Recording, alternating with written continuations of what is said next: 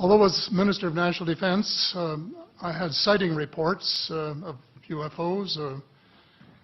I was too busy to be concerned about them at the time because I was trying to unify the Army, Navy, and Air Force into a single Canadian Defence Force. And that itself was a kind of battle to the finish.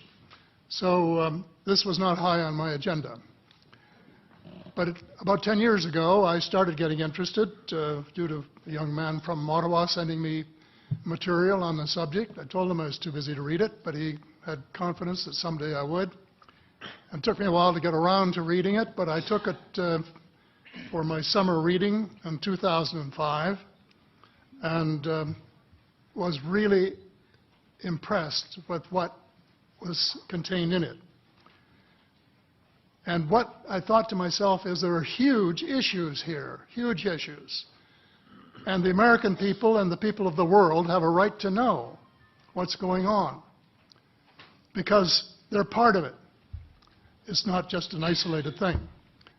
I accept the invitation of Victor Vigiani, who's over here somewhere, and his cohort, Mike Bird, to speak to a symposium at the University of Toronto.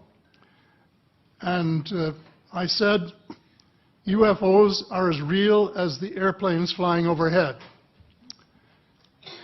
That gave me the dubious distinction of being the first person of cabinet rank in the G8 group of countries to say so unequivocally.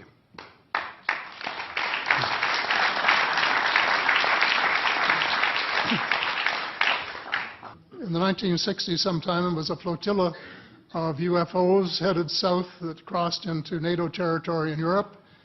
And the commander-in-chief of the Supreme Allied headquarters in Europe was naturally very shaken. Fortunately, or maybe divine providence, before the panic button was pushed, the flotilla turned around and headed back north. Obviously, they had thought maybe they were Russian and they were very concerned about it. Anyway, an investigation was launched into this whole subject, and a document was prepared which concluded that at least 4 species had been visiting Earth for thousands of years. And this is my own view at this stage as well. So, except for that, there are just a couple of things that we've talked about that I'd like to refer to.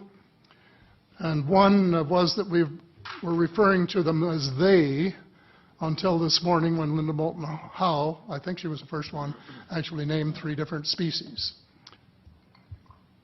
I don't think we can any more refer to them as they because they're not an amorphous mass.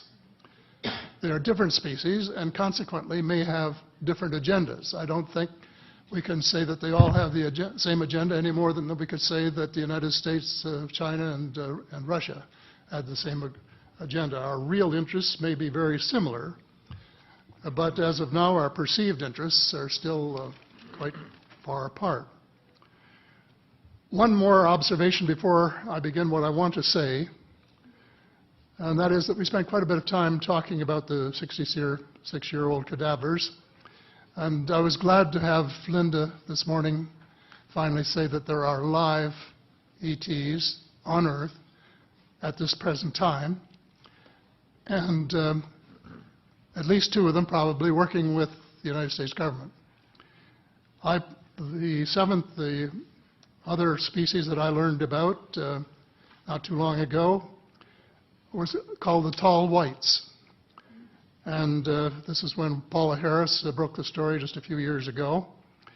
And through her good offices, I had the chance to talk for about 3 hours with former Airman Charles Hall and listen to this absolutely fascinating story of how he was working with, first of all, he was scared out of his skin, but after that, when he got to know them, how he was working with, and finally they became to trust each other and have a good working relationship with the tall whites at the gunnery range at Indian Springs in Nevada, and these tall whites were living on United States Air Force property and working in cooperation with the United States Air Force and sharing technology with them. He wrote a book, incidentally, called Millennial Hospitality. There are 4 different versions, but Paula says that Millennial Hospitality number 2 is the best. I think that's the one I read, and it's a very interesting read if you want to sort of get inside the problem of what it's like to bump into these people floating across the terrain in the desert. Well, enough on that for now. My interest is in full disclosure. And my only caveat is I think probably I would say 95 to 98% full disclosure. I know of 1 or 2 things that I'm not sure should be in the public domain, at least yet. They will be someday, I'm sure, but not maybe immediately. But just as children survive the idea of the Tooth Fairy and Santa Claus when they become adult, I think that tax-paying citizens are quite capable of accepting the new and broader reality that we live in a cosmos teeming with life of various sorts. The fact that some other civilizations are more advanced than we are may be humbling. And it exists, and it's being kept secret by the same vested interests who control our destiny. Who are these vested interests, and what are they up to? Well, Senator, you were talking about a military junta. In my opinion, that is true, but I have broadened and deepened the definition to cabal, and the cabal comprises members of the 3 sisters: the Council on Foreign Relations, the Bilderbergers, and the Trilateral Commission, the International Banking Cartel, the Oil Cartel, members of various intelligence organizations, and select members of the military junta, who together have become a shadow government of not only the United States, but of much of the Western world. The aim of the game is a world government comprising members of the cabal who are elected by no one and accountable to no one. And according to Mr. Rockefeller, the plan is well advanced. Does this help you to understand why our civil rights are being taken away from us? I say us, because Canada too is included in the grand plan. So here we are more than a decade later fighting another war that can't be won. There is no country on earth powerful enough to protect its citizens against fanatical hate, as we learned from the Boston Marathon.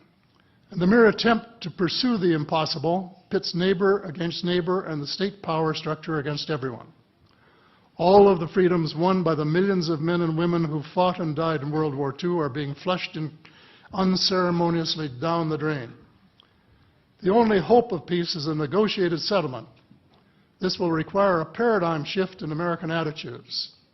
It involves a de facto renunciation of the plan for a new American energy and the adoption of a pledge of cooperation with all humankind to build the kind of world which we are collectively capable of.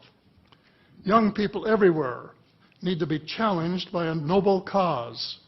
They need to be involved in arresting global warming, creating a banking system that is just and sustainable, and lead the way in the transformation to the new reality that we have to live in harmony with our celestial neighbors, as well as seeking peace on earth.